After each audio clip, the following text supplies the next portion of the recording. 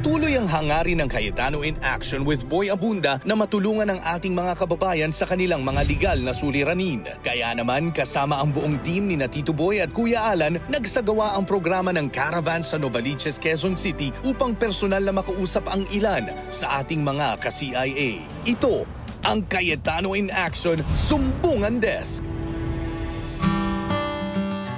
Iba't ibang mga hinaing, reklamo at problema ang inilapit sa atin ng ating mga kababayang may mga pinagdaraanan. Problema sa lupa.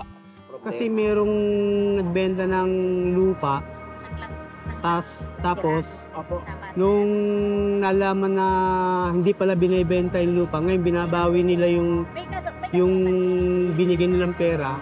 Ngayon yung pera na parang ayaw ibalik. Sa pera.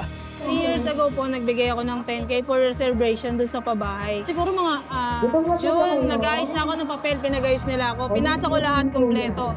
Araw na po nung yung ire-reward na yung pabahay. Wala na po, tinext na po ako na ikaw ay hindi na natanggap. At maging sa asawa. Mabait naman siya, pero pag lasing siya, para siyang demonyo. Marami talaga sa mga kababayan natin ang nais humingi ng tulong sa kanilang mga legal na suliranin. Kaya naman, pumunta rin ang Sumbungan Desk sa Kalumpit, Bulacan para mapakinggan ang samot-saring mga kwento ng ating mga ka-CIA doon. Tulad ng isang lola na humihingi ng tulong para sa kanyang bagong panganak na apo na ayaw panindigan ng ama. Kasi po yung aking anak na bunso, bali po napuntis po siya noong last November, nanganak po siya ng July 5. Then po, yung lalaki, ayaw niyang tindigan yung bata kasi daw hindi niya anak. Pero totoo naman, parang pinagbiyak. Bali po yung humarap sa amin, yung magulang ng lalaki. Na ang gusto, ang naging usapan po namin last, pag nanganak na yung anak ko, tsaka ipapaternal test nila.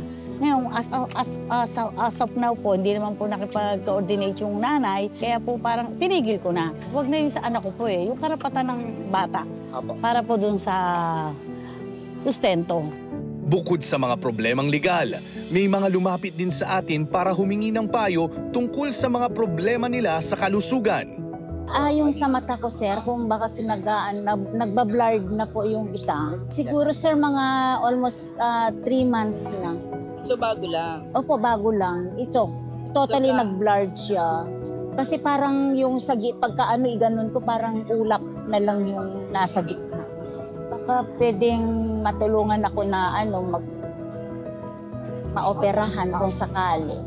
Baka pwede makuha pa sa gamot.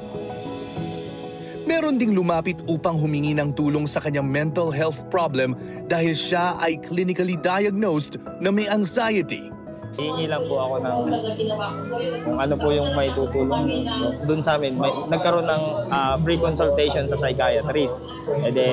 Nung pumunta po ako, binigyan po ako ng reseta. Nung gagamitin ko na siya, hindi siya tinanggap.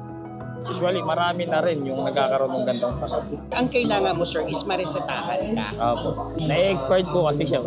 Hindi na lang para rin sa akin, sir. Para lang sa lahat ng nakaka-experience ng gantong sakit. Sir, kailan ka na-diagnose na may anxiety? Pandemic, usually, ko pa lang siya. Kumbaga, hindi pa siya ganun. Tapos, talagang dadaan ka kasi dyan, hindi naman kagad makukumpirma mong anxiety.